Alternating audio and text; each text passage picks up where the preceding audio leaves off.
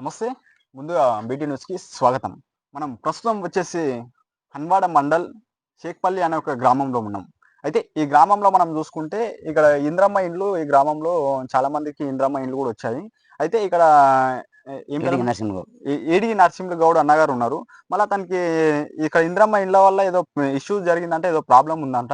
ఇక అదే విధంగా మరి అతన్ని అడిగి తెలుసుకునే ప్రయత్నం ఏం ఏం ప్రాబ్లమ్ అయిందసలు? ఆ ఇంద్రమ్మ వల్ల ఇక్కడ వాళ్ళ ఇంటి ముంగల్నే ఇక్కడ వేరే ఒక గోడ కడుతున్నారు. మరి ఆ గోడ వల్ల ఏమైనా ప్రాబ్లమ్ అవుతున్నదా ఇతనికి?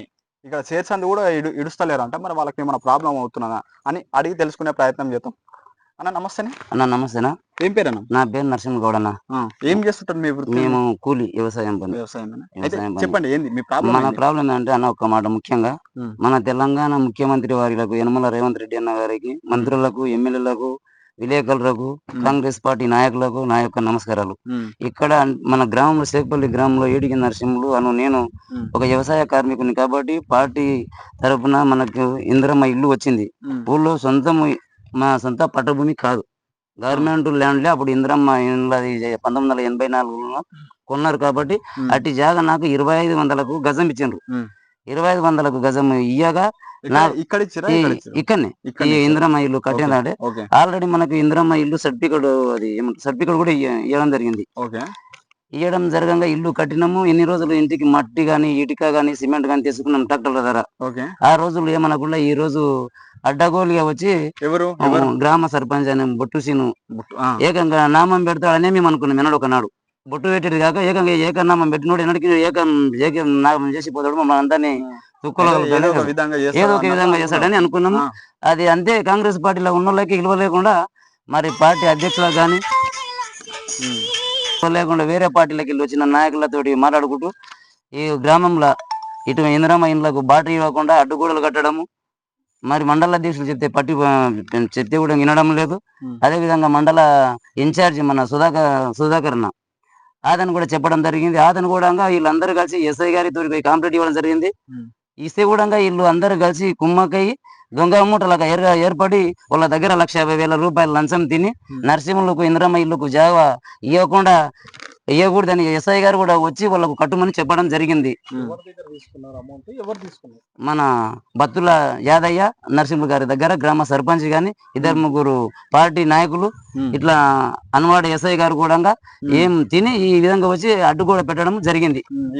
ఈ గోడ ఇటు గోడమైన కఠినంగా చర్య మన ఎంఎస్ఆర్ అన్న సురేందర్ అన్న గారు వచ్చి ఆల్రెడీ 6-8 ఫీట్లు లేదా 8 అన్న 10 ఫీట్లు అన్న జాగా ఇవ్వమంటే చెప్పడం జరిగింది. చెప్తే కూడా చెప్పిండు.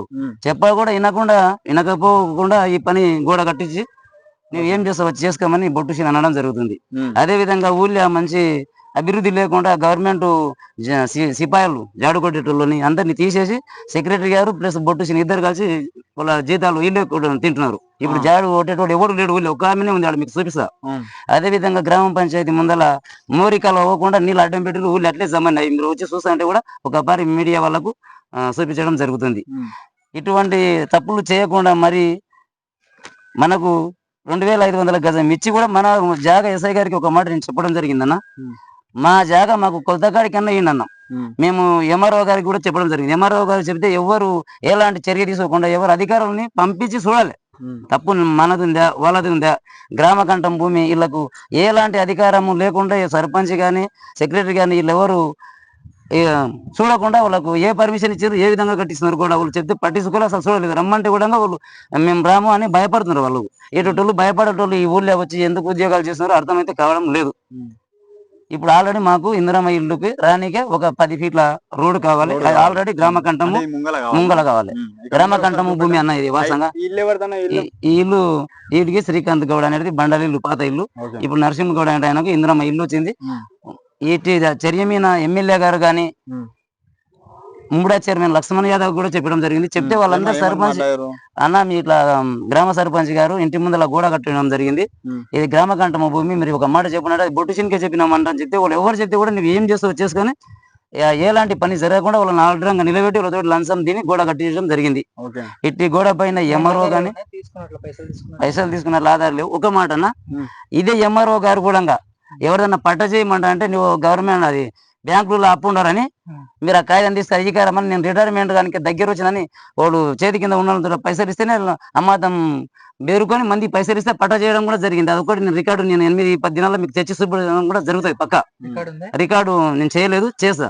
ఇయంగా అయితే చూసిన కళ్ళతోటి మన పీలాస్ట్ వెంకటయ్య భూమి పట్ట చేసుకుంటే నేను కొద్దు మండలంలో నేనే ఉన్నా. అదే జమీన్ ఆధార్ కార్డు ఇచ్చి మనం ప్రూఫ్ ఉంటాం కదా, మనమే ఉంటే ఎంఆర్ఓ గారి చేతి కింద ఫోటో తీసేట ఆయన ఇస్తే మందిని భయపెడుతున్నాడు. ఎంఆర్ఓ కూడా ఏ విధంగా భయపెడుతున్నాడు అంటే, మీరు బ్యాంకులో అప్పు ఉండరు, నేను చెయ్యను, అడపోయి లోన్ కట్టుండి అట్లా. ఎంఆర్ఓ పేరు నాయక్ నాయక్ మన అనవాడ. ఇట్లా చెప్పి తినడం జరుగుతుంది. ఇటువంటి దొంగలు తయారైతే ఇంకా మహారాష్ట్రలకు న్యాయం ఎలా జరుగుతుంది? ఇంకా అన్యాయాలే జరగకూడదు. దాని మీద చర్య తీసుకోవాలని మనవి. మీరు అందరూ ఇది ఎలాంటి తప్పులు జరగకుండా మీరు కూడా వచ్చారు, మీరు కూడా చూడండి.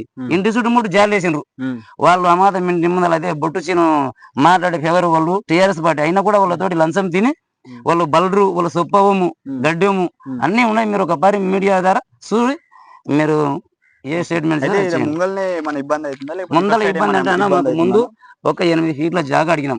గవర్నమెంట్ జాగా నై మాకు ఎన్ని పూర్తి చేయలేనా మేము కొన్నదంటేనే 2500 గజం గవర్నమెంట్ భూమి అయినా మేము భూమి లేని వాళ్ళం అన్న. మరి మా పట్ట భూమి అయితే లేదు ఊళ్ళో. మేము ఏడ కొంటాము? గ్రామ కంఠం భూమి అని తెలియదు. అప్పదు గ్రామ సర్పంచ్ గారు ముద్ర వేసి 2010లో కొన్నాము. మీకు ఆధారాలు కూడా ఇస్తాము. గ్రామ సర్పంచ్ లక్ష్మణనాయక్ గారి ఆధారంలోనే కొన్నాము. అవి కాగితాలు ఉన్నాయి. ఇందిరామయ్యలు రేవంత్ రెడ్డి ఇచ్చిన సర్టిఫికేట్ కూడా ఉంది. అవన్నీ మీకు అప్పచెప్తాము. దానిపైన మీరు చర్య తీసుకోండి. ఎటువంటి నాయకులని ఏం చేస్తారు అది మీ పెద్దల నిర్ణయం.